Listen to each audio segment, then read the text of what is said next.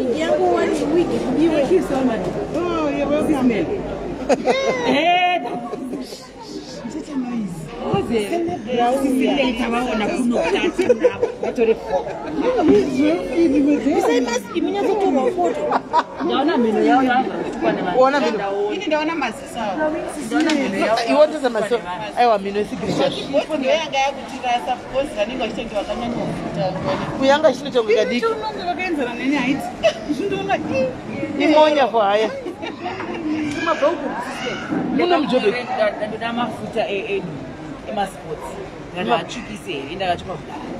anobudisa complexion yako yakasviba yakaita kuti iri pamusoro pekusvibisa uko achise anotokutsvukisa kambijani unoba kutotsvuka kunobvisa sei mafuta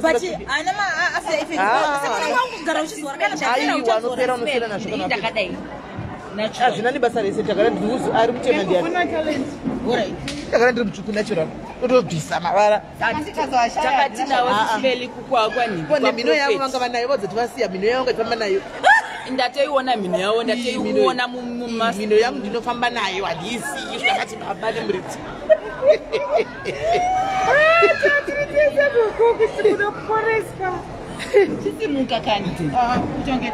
musikana munga maindisa mhurusa madhairisi zvoti mamuriko kwaProphet murusaiva murusa vamuti mhuro itiri kwaProphet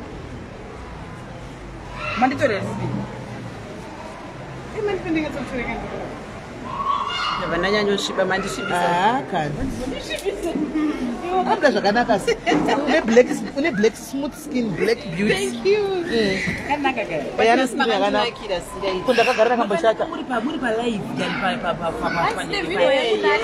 saka imi unoti ndakashata kana muchiwa chii zvota moti ndakashata ika ndinai vanhu vanenge vachibadziwa nekuda kuti haini vaya kana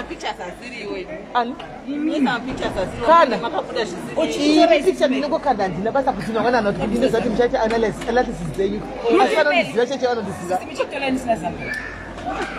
chidirani chesure mbichani team job team midrand muri kuiona here team midrand yes hanzi ndavatiudzewo kuri kuenda kuZimbabwe Prophet handizivi kuti zobva noitira kupi nichabvunza information miraitinzwa yes right hanzi I like that yes hanzi ndaona hama yangu waiona so what handisina ari kubatsirwa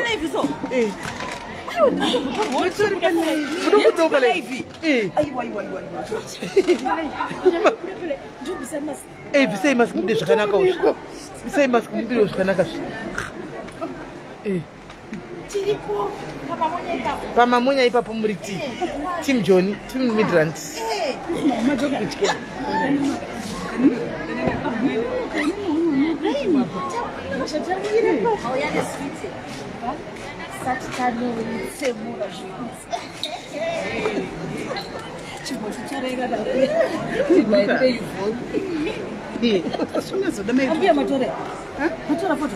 Oh, nanti turana SIS MELLY.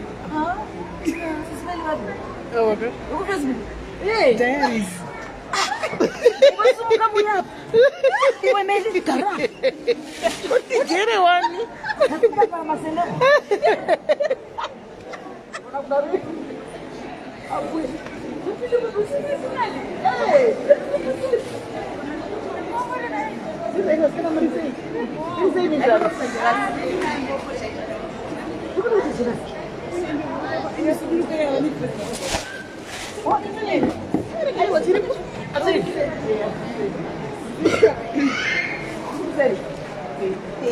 Now was asleep.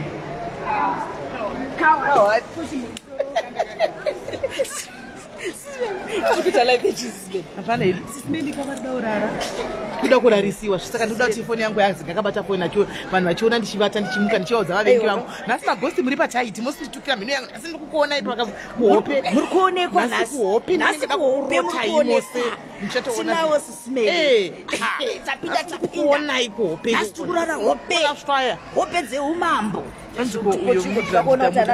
boza nasoko vatekaira kare vatekaira masango asoko vatekaira ndakamirira kuvata ndakatambirira ndotama minutes mangani aiwo unogona kubomuka wakadhakwa futi wokuti holy spirit zvokuma 1 hour aiwa kana ndoda kutovata ikoko unenge waona ndoda kuvata iwe unongodza munhu wamwari muprofita wamwari ndoda kuvati kufanira ndivatisa vanhu vachishandira vanhu indakafana vata zvinotoita mufanira ndivatisa kaimi muchitiko zvami ime muchitiko yamunenge muchitiko yemunyatsoona vanhu vangu vaudzei ini ndinyatsoona vanhu vangu imi vachitashandira vamwe ini ndichinyatsoona ikakokasekerodokandoda vachi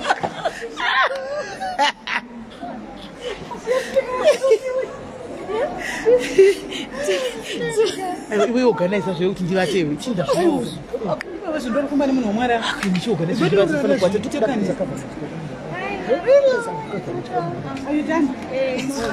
kuputisa kazvoti muno ora kuti ndifanovata apa ita kuti ndivate shamwari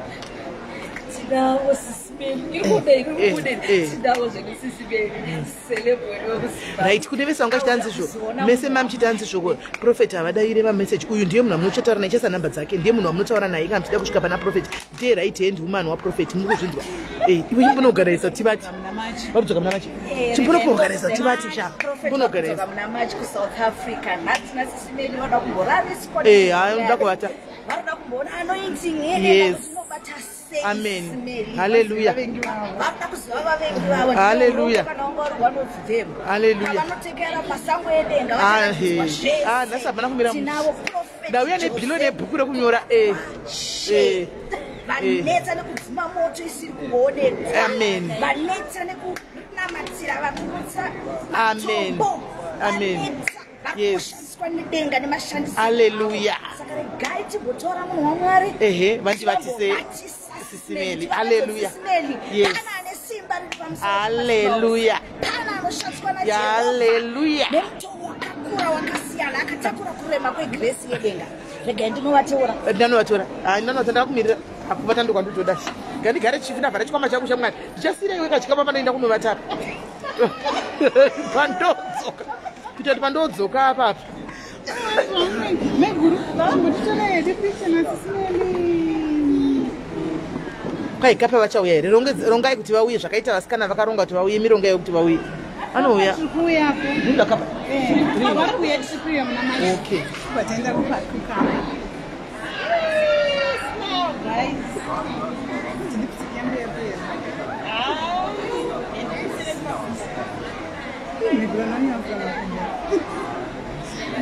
nasi iyi nanonzwa moto mugati sisimilongo ari peyo chichahwasha guys mukundiudza ndanina ndadya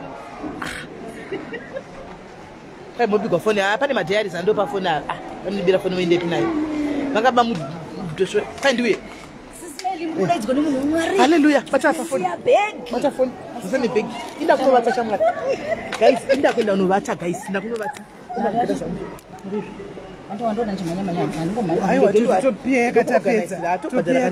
chambonovata guys mukuenderedia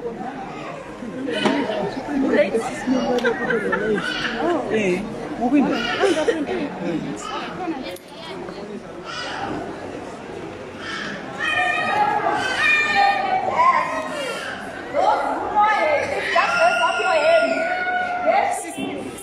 in the house next to the men of God. You can remove your mask, my dear. They want to see you.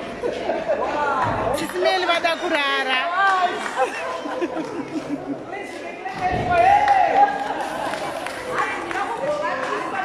Sisimeli vada kurara. Vada urara.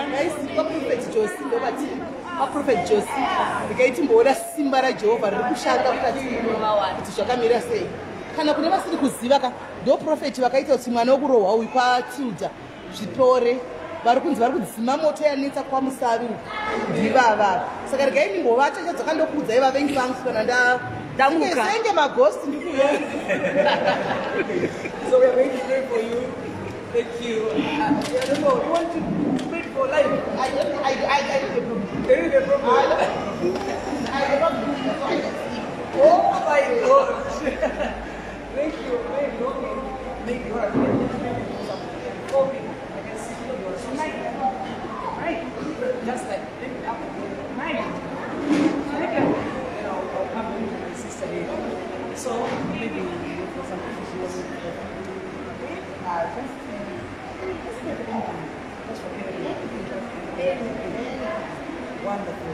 Thank you. So maybe we need ushers. Yes. Ushers. Science. And Okay.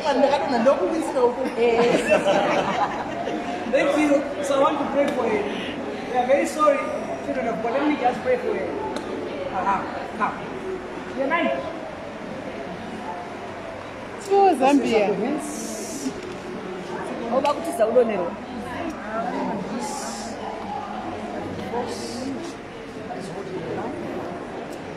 We are breaking into the name of Jesus. Every force holding your life. In the name of Jesus, we are breaking the force. In the name of Jesus, we declare from today everything that was closed. We declare that door to be opened. We declare everything to be opened. In the name of Jesus Christ, from today, I command everything that was closed to be opened. In the name of Jesus. In the name of Jesus. In the name of Jesus. Every force operating in your life, destroying in the name of Jesus. Every spirit operating in your life, in the name of Jesus, destroying in the name of Jesus. From today, free in the name of Jesus Christ. We pray. Amen. You are free in Jesus' name. Amen. Amen. You want to sleep? That's good. Just wait for you. It's a lot.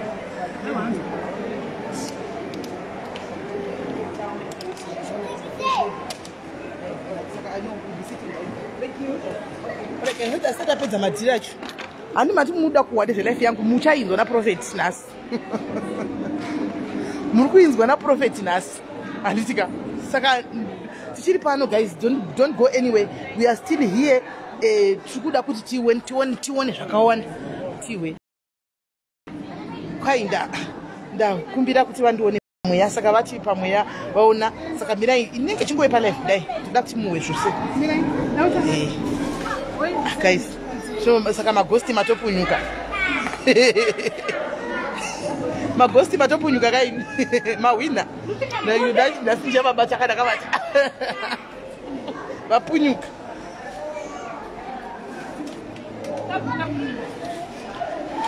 Aiwa guys, tindwari tichiri pano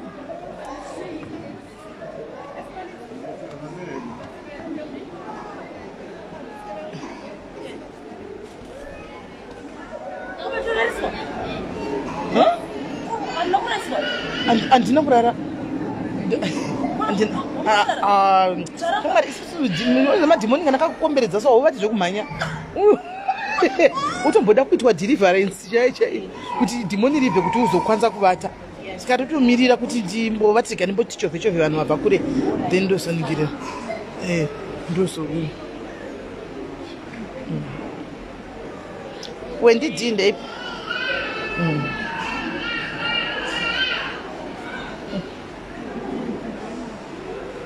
vari kupedza nhasi vari kudzoka kuzimbabwe, vari kupedza nhasi vodzoka kuzimbabwe. Saka I think hanzi kana muchida kuvaona muna March kune vari kuCape Town, hanzi vari kuenda kuCape Town muna March, vari kuenda vanouya kunoku vozoenda kuCape Town here muna March, so ahead.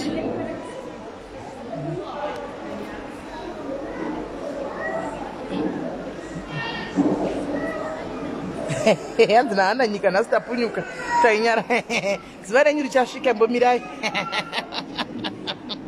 Catherine Nyampinga deep. Hey, tumama tukwadza utuya. Tumbama. The last part, Rosha. The last part. The last part. Esa scan. Should you say? Mabatsirwe. Masivira. Muri right here that can follow you. Can follow me. Oh, he's Zulu. Oh, we are pila put. Oh, we are pila. Oh, manje ishono ya sisi. Everything. We are kumfundisile. Kumfundisile. Ya Afrika. Ukuputa. You are so happy. That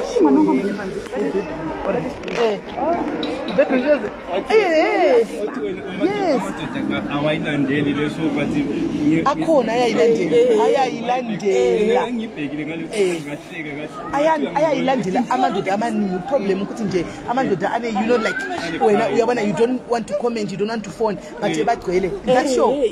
They are the ones who are saying, Sis Melly, when is the show coming back? When are you coming back? That's what they want. ndakanda mwanangu anorwara nepfungwa ndaisapikira tike ndaisapriya request ndoda kuona muna match wati match ndakamusiya kumba kwari kuni kwandakati ari kuchengetwa kuJohn's Church. Andina muda kubuda na prophet chief prophet kana paine any information yaurikuda nezvangu kana chii, you are free. ndovunza right market papa zvese right. Mira chireka ndipitsana nevavada kuinda then ndobva ndaona pamaticho zanduda saka tiri kuda kuzoona chechi akasara muchechi nonzi St. John's Church 5 months avikwa apana chakabuda aonda apera ari kudya here mwana vanhu vachikafu wadi ungotora mwana ndoda kunoenda kumangwa ndinyonyedzonzwisisa zvisinga kuti ndotora mwana ndotsvaga munhu kuchengetesa kokamisa kupsychiatric hospital mwana yezva akatonetsa even mapirisi achigore rese hapana chakachinja mweya anenge maybe delivery dziri strong chaipo inogona kuve spiritual ndatambura inogona kuve spiritual inogona kuve spiritual. Smedi aniti babasala ndoni transfer the e-wallet etrem mauya na one and then we go back to Africa and then we go. We are going to Lanzeria. Oh, yeah. It's a distance. Chinam. Hello, babes. Did it right? You're a big follower. Oh, thank you. Ukana mnanikata kumota zoti for mujahid. Akumorza mujahid. Yangu ya namba kuda kutanaka. Haina. Mtore nini? Yabuda. Kuni yangu amechinotora zvakanaka ere. Tora futhi mwana wangu tora namba dzako nozondingirini. Tore futhi kuni tora nasi. Tambosiya zvimnawati. Ayo tora selfie. Tora selfie shamwani. Selfie. Kuselfie ndio yakaita selfie. Sitorika. Mapicha mira mapicha titogwe wairi rakazoenda tikati ivo mira vari kuuya zvika havachauya unombuderi nasi kuenzeli namba yake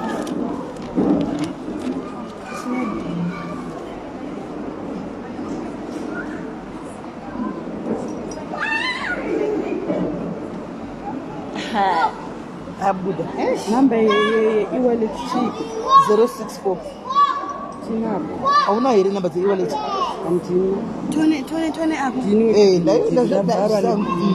ndazviona kuti wanama kumeso tone apo amapicha ako angu mune namba dzangu modzidikwa imi mirai ndikupei namba dzera ndoreva madhayari zaventi namba shuwa namba dziri papeji kudaro wakuda namba inhasiswa asiweka yakunenge yabuda nditi yangu yabuda bomira mbondotorera munhu mafuta ake namba dzaprofet ndokutorera iyi yabuda ndeipi yabuda idzi dzake undikandirewo dzabuda yabuda futi asingoti quality yauyu iri pamberi handiriya ihawaikai tora kati toita sei vaumana kuya on business again muri on business kuda zvemafuta izvi ozora itakudirisa paselfi yapacho asikanaki asikanaki bona tinyatsokuda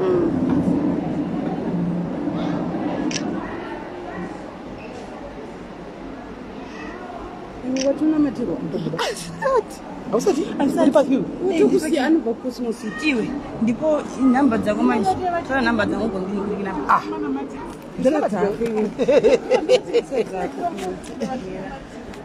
nhasi toona zvekuposta 0 chi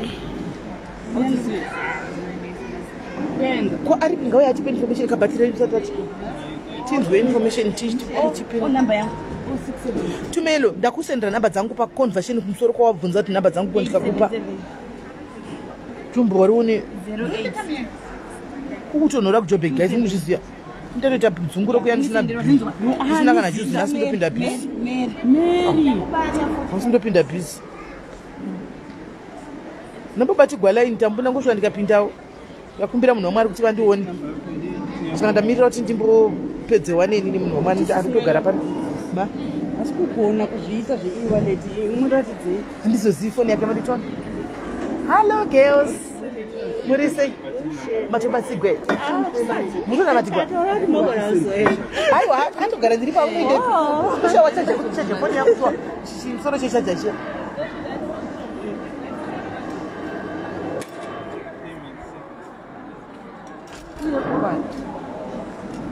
akukutorera tisivana flash katomera vatorei asi titori malive hauna sura kuti zvanakasi zvirinani muri sei abatoni midrand nasi mafara kuma-SMS but kanjani wena ngoba uthathani number sesisini iwaleti number nje kuphela ifuna ifoni number nje kuphela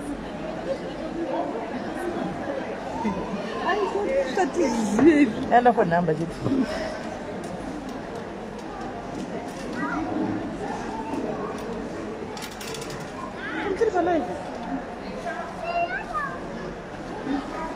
ziriko kuchambi ziriko kuchechi pane chimusoro chechajere ndimbotaura ndipano chajapi ini chiri pano kaindisvira vapedza zvinhu ndiutsvakire chimusoro chechajere chajari inayo mota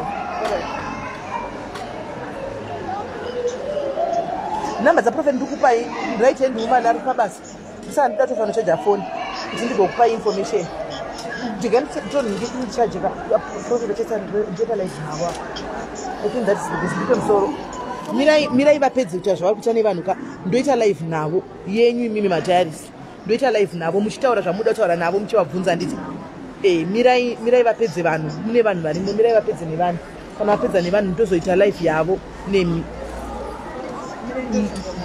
tsvaga musoro ichaji then votaura nemi handiti mutaura navo muchitaura kana muchivhenekwa mbovhenekwa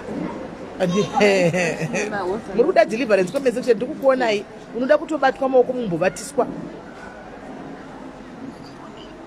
ndiri kukupai nhamba ndatimirai makadaro ndoda toisa foni yangu pachaja ndikukupai nhamba ndoita kuita interview navo muchibvunza vamuda kubvunza pavanopindira chechi pavachauya Cape Town chichii zvese ndokupai ndoita interview navo palive apa handiti ndonamira nhamba dzavo muvabata handiti nekuti zati matambudziko mune mabhegi avo ndozati mune machanganibhegi ematambudziko muvhenekwe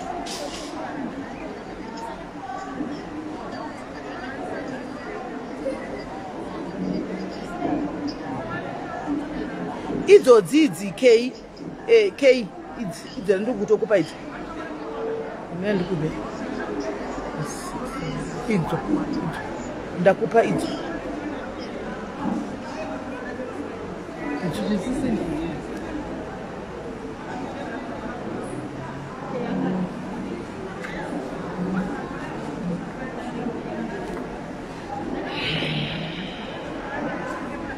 mira nitsvagwe chaja ndichaje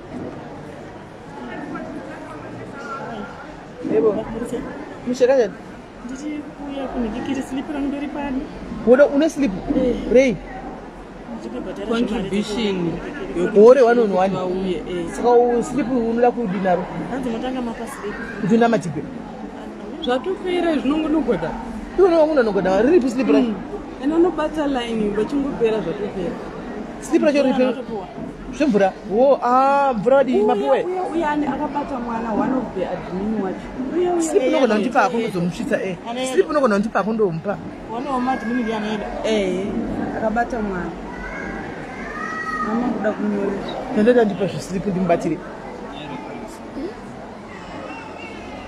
saka tikupai reference pina zviripo pin ipini zomnyika uzoyisendela phana uyayisendela phana eWhatsApp sendela ku WhatsApp yami and then ngizifota ndikandokuthorera motikari ndikandokuthorera hayi siku live namhlanje lesisimeli tipa live asikana ndinoyedzangu shona ndikoyamba. I'm so happy to meet Sisimeli. Hello my diaries. Just wait for my testimony. It's coming. I will come and share with you. I was going through a lot. Let's hope I'm gonna come here and share the testimony, guys. Yeah. Vakanga vachitorara kukotsira kurota upenyu hwavo, guys, zvatakaona nhasi.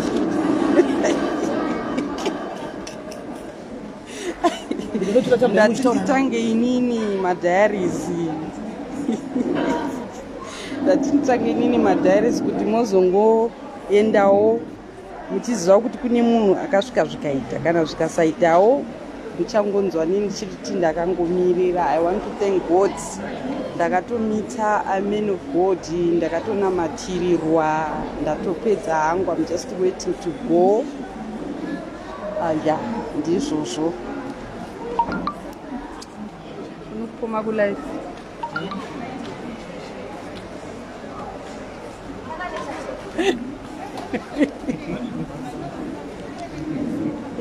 Kemetsi makura. Kemetsi something. What's on my life?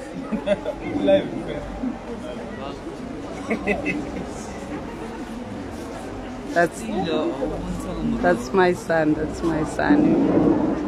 Since morning, guys, at Nambodja, zvanga zvakaoma. Vanhu varume vaitandara kutorara hope chaidzo zvatakamboona kuno watatambozviona. Amen. NdezvaMwari. Let's just believe kuti zvinoita. Hello son, they're greeting you. That's my husband. Tatakauya ezemhuri. Thank you so much. Ndakamira Sisimeli vaenda kunotora order, nditi kunoziva vanomboitawo vachitengesa. So I'm waiting for her that she can come to Butterpet.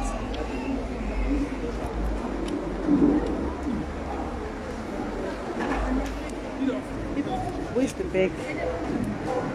Where's the bags? The big bags and the umbrella.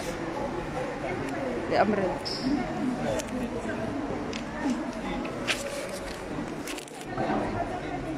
Did you send to me? Did you send to me that message and pin? Yeah.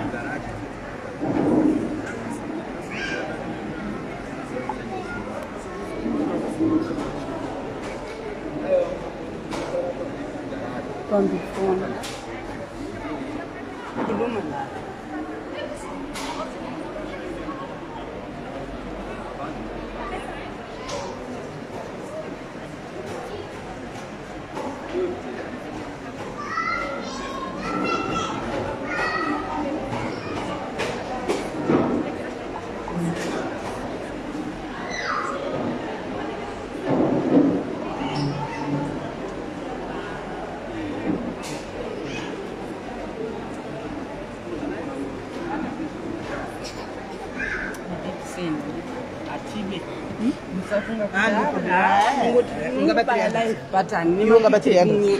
Hanimboti yangu izvozvo, handisi munhu akadaro.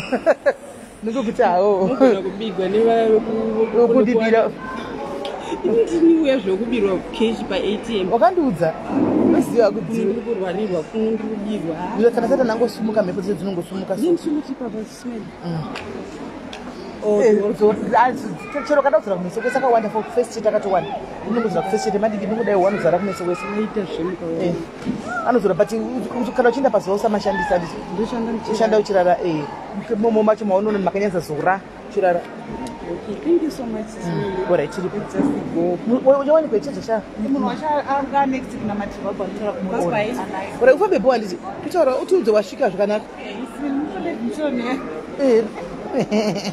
Vane vachodairirawo nyaya dzedu iwo pafala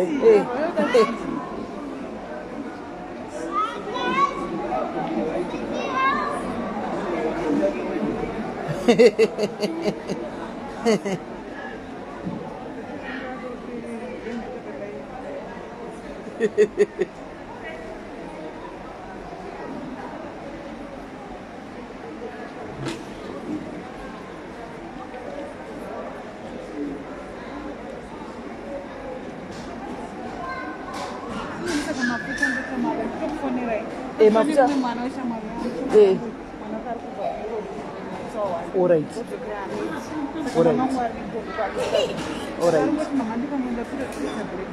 Aiwa handinokusendera. Ini gaizva mukutaura zvandizvizivi. Zvemawa sandazviwa ini zvemawana ndichabvunza kana vakuita interview handizivi so far sandaziva. Inotozvitengesera mafuta angu panapa. Indofamba neturusi dzangu chamwari soja rofamba nemafuti dzaro. Inototengesa mafuta angu maona ichitotengwa kapa. Chinda kutora kumotoko mafuta. Zvemawana ndo ndichabvunza kana takutaura paya. Tichaita live navo ndopa tichabvunza handisati ndaziva any information handina information handisati ndave nayo.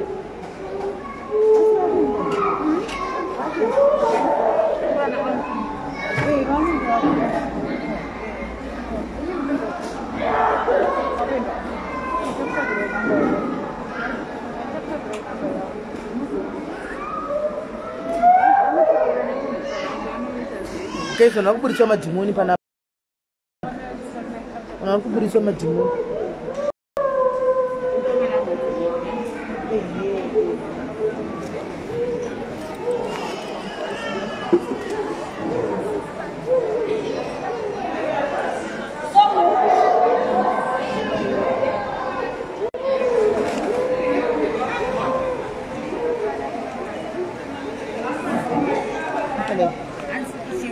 Live vanhu vachiona how ndikuda manje ndikuti delay because ndicharge battery ndivava vane bora chipise munotora chine motora charge motora charge.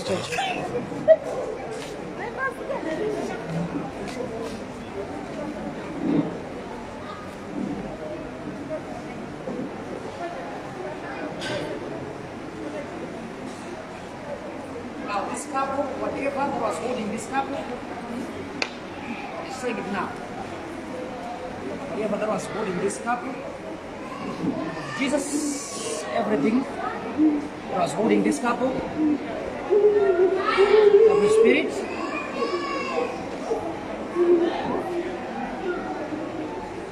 Jesus, everything holding this couple, I command fire all over. Fire!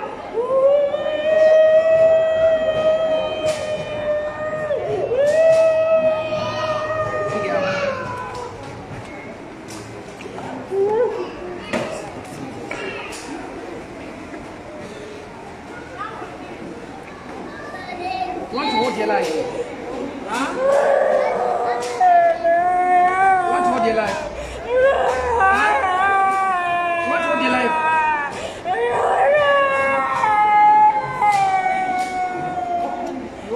Want to hold your life? Ask him.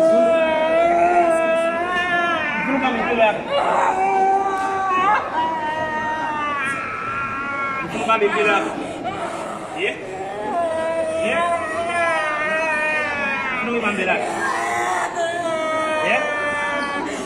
What is it? Yeah? English. No? Come on, look at my telephone. Come on,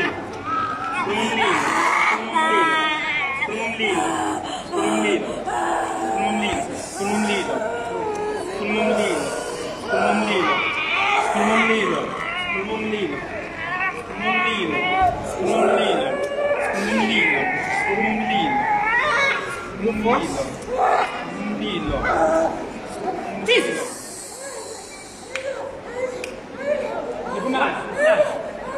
Let's begin.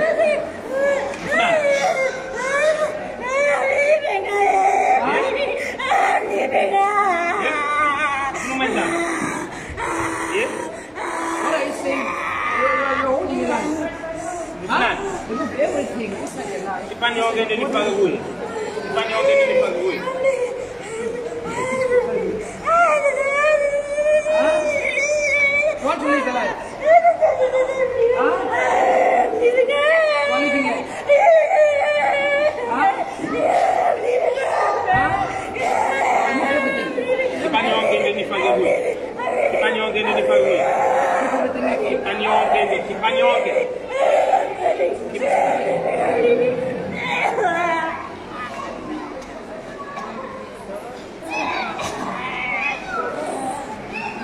say when you sleep, were you cleaning?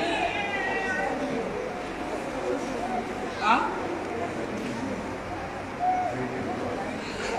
Pray the Lord. Dear voices from now, in the name of Jesus. Pray in the name of Jesus. Amen. Mama, extend. Stand up. What was happening? I don't know. What is said with you? Yeah?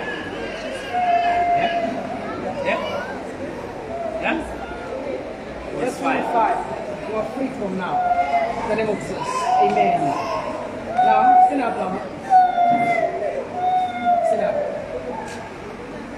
Just be calm.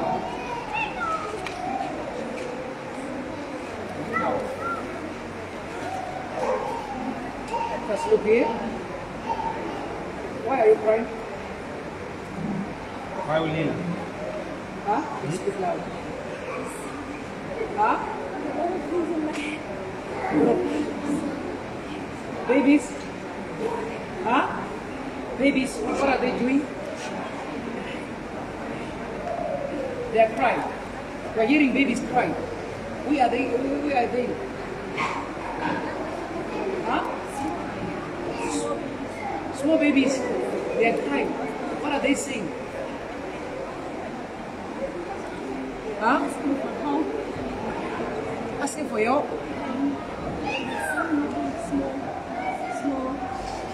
You people, we have a calling.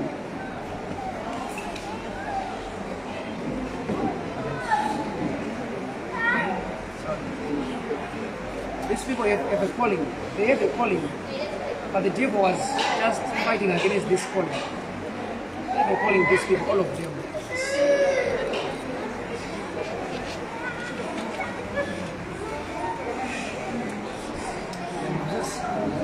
Even you, even calling, God has delivered you. From today, God shall stand with you. Nothing shall fight you.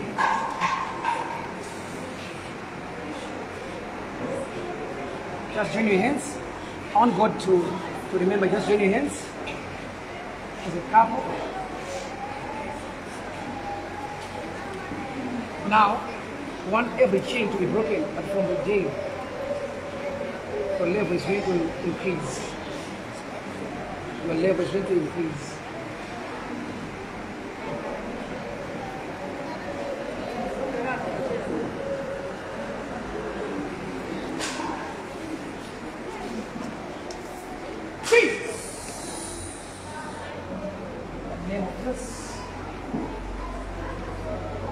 God. That's not amen. Thank you. God bless you. You are free. When you see your freedom, in the name of Jesus, you are free. Thank you so much. Before you go, Mama, what's your name?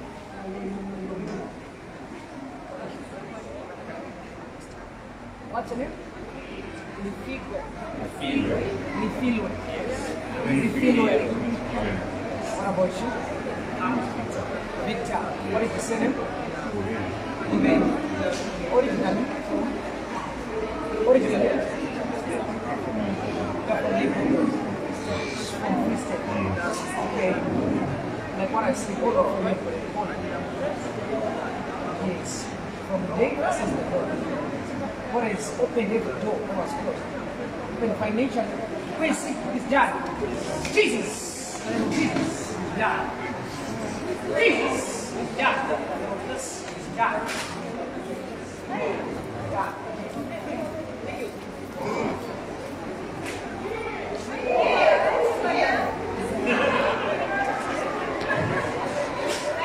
Sorry, I forgot it.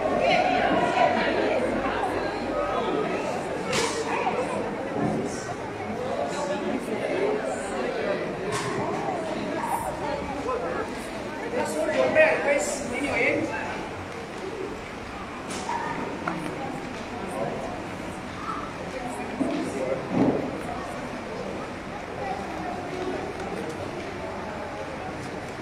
They go to the body.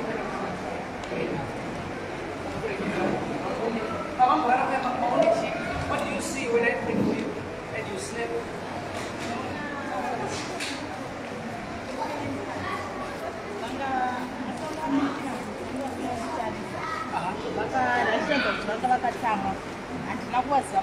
Do you know them? No, You don't know them?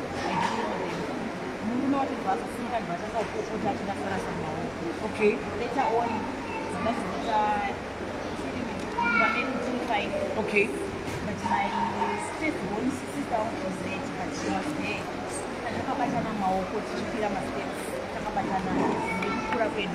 So those people, you didn't know them. I didn't know them. You didn't know them.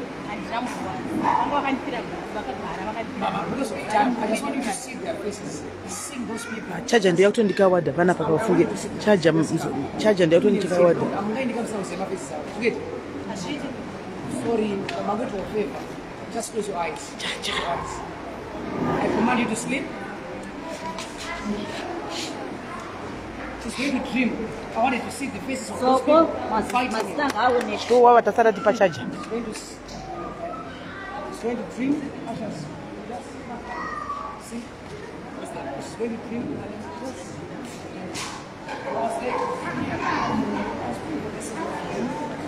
Wa watawasara tipa charger. So unga watasara tipa charger. Ngokola okuti. Battery manje guys, battery patakangana vinzi pakangana chi power bank. Name. Charger jambu, you know. Game nani cha animsoro charger.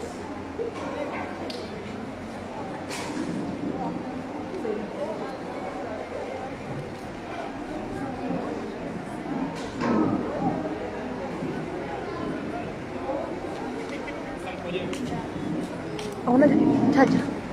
Sure. So what you do charge?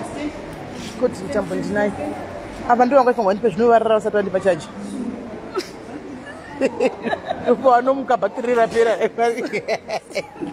What are the battery passing and maybe you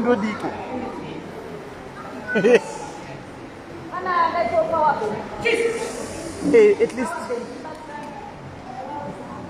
2 minutes. 2 minutes.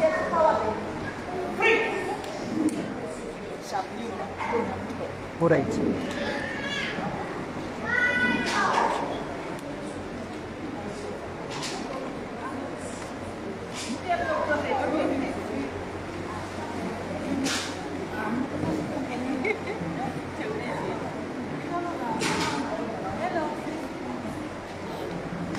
Oh, thank you. Thanks, babes. Thank you. I go now in. Get to charge.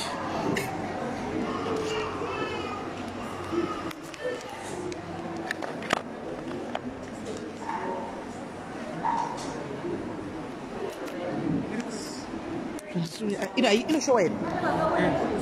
How? Go with it. Because normally need to get green. Is Oh yeah. Charger yaita tave pano manje. Charger tave nayo toshiona yedu zvakanaka naka. Zvaramba ini blessing. Zvaramba blessing. Aiwa zvisati zvaramba. Side kwangu ini kuvata kwaramba. Akumuka zvishada ita ari kurota.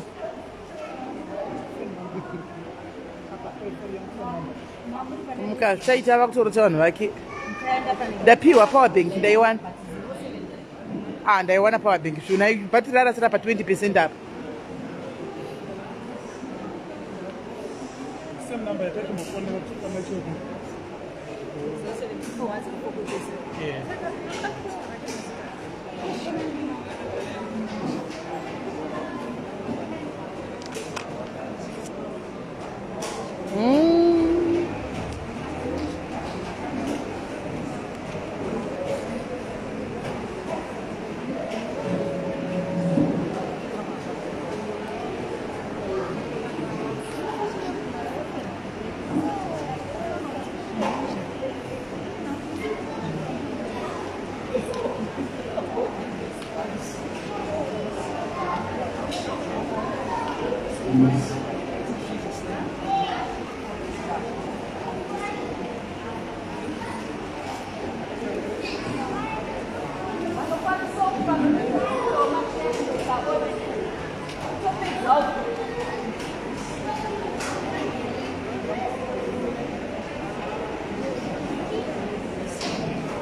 Au yakavata cheke kubata cheke kuti wakatoita ushu.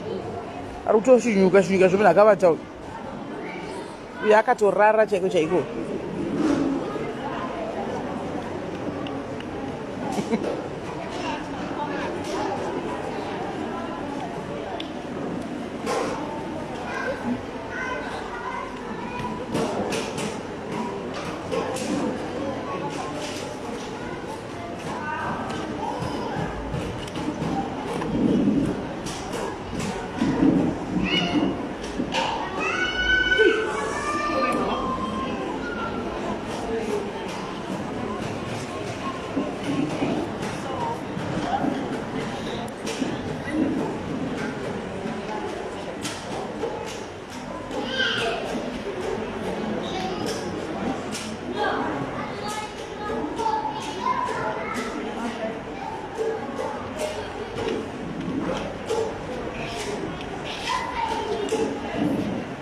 Ma-CV guys, ma-CVs.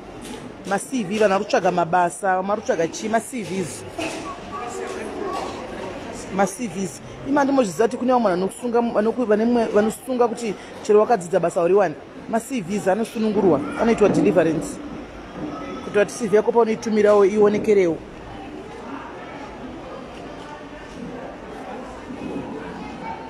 Ewa muka.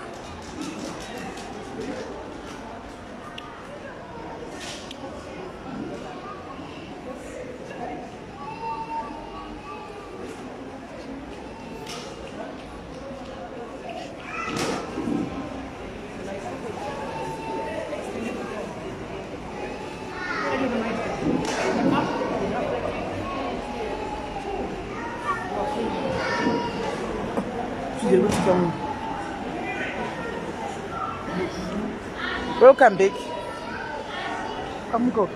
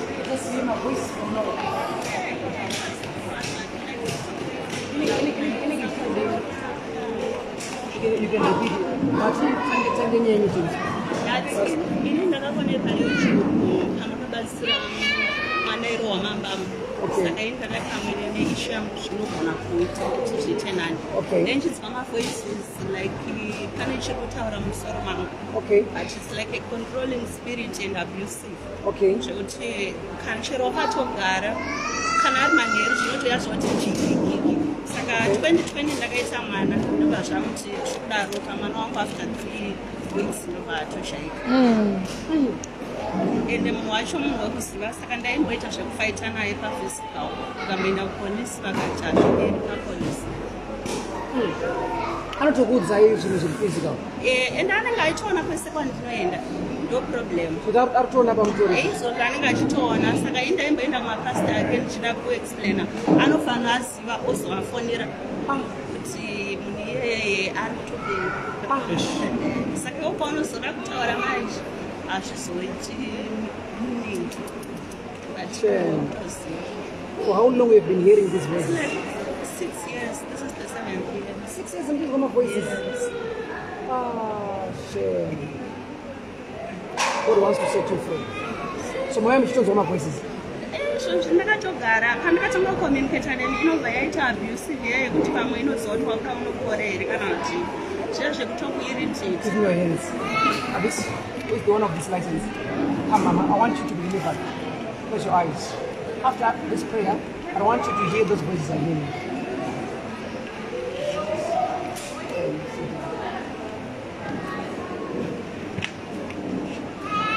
Jesus, your spirit.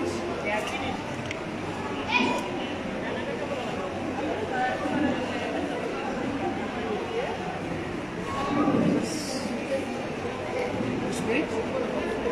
Every force. Jesus. Jesus, every force. Holding here.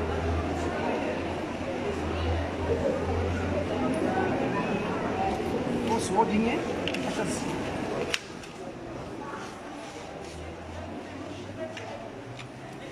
destroy all those voices. And she's here. Jesus! Okay. Pray in the name of Jesus. From now, restore every voice. No problem. Everything. No problem. Forever and ever in Jesus' name. Free. Jesus' name. Amen. Free.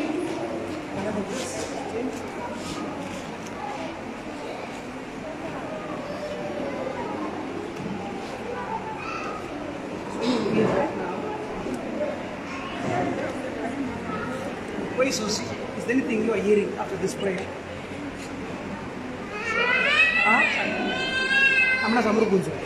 It was every moment, mind woman. Every moment, like,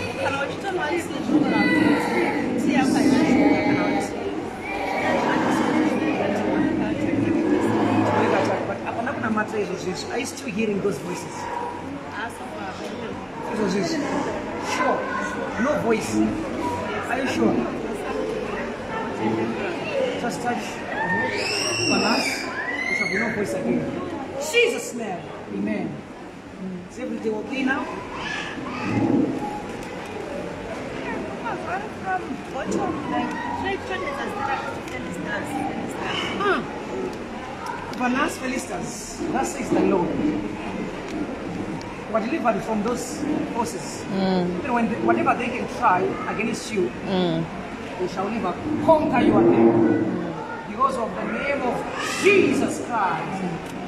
Delivered Christians, released from that power.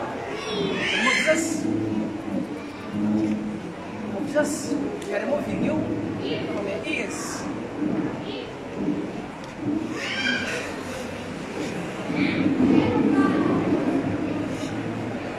Jesus.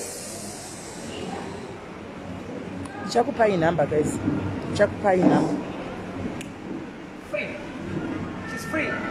Our sister is free from that power. Hearing all those voices every day, but she's free. You were sleeping. I prayed for you so that you sleep. What were you dreaming when you were sleeping? I just go past this.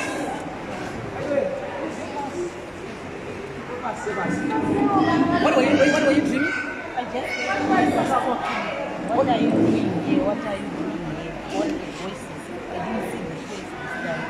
You see the face, but you recognize the voices. Who were those people? They were saying what? What are you doing here? What are you doing here? That's what they were saying. Mama, Masunuguru Wanamwa. Anita, close your eyes. Vanas, you are free. Whatever and ever. Jesus' name. Free, Mama. Go and see your freedom.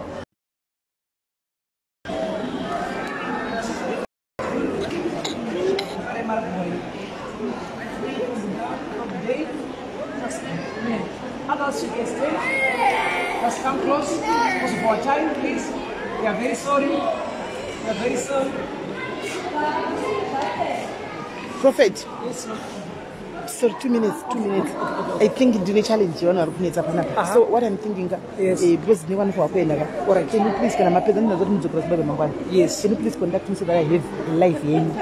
Nokuti ndanisa number chichi andikwanisa kuva panga singataura nini. That's muuya motaura navo. Kuti coverage for you. Then okay. Thank you so much. Saka muti but do it say kana masvika mati mukatenda life service yamangwana.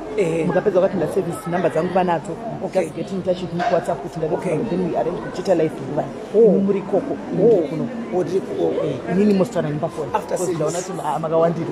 Because pane vapiti tikuti waye botana. Ndikati timbonirai. Apesati mataura navo. Okay. That's good. So if you go number dzinoga kugara munadzo futi zenyu pane dzandinadzo handizivi dzandakapiwa na paRiverfly. So okay. Vasikana vamwe vangu vanondifollowa vasika vari pafly havana VA ndo vakatondudza saka ndogona kuti vandipe namba ngoti wangachitanzi namba because kuna mumwe mbotanzi takambobva sendera message ava 4 avabata mubatike zvikanzi muna secretary saka namba dzesecretary ndisada kupiwa. That's good. Saka mufamba zvakanaka prophet imi mangwana message ndoisa yacho yandichapiwa handizivi.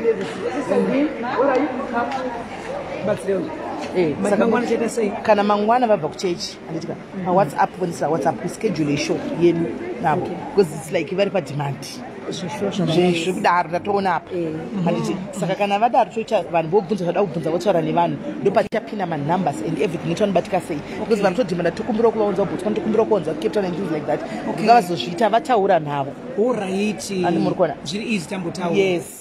Saka tichapinda palive yenyu imimi kumanguwai totaura kana masvika kuzimbabwe munizati muri free nguwai.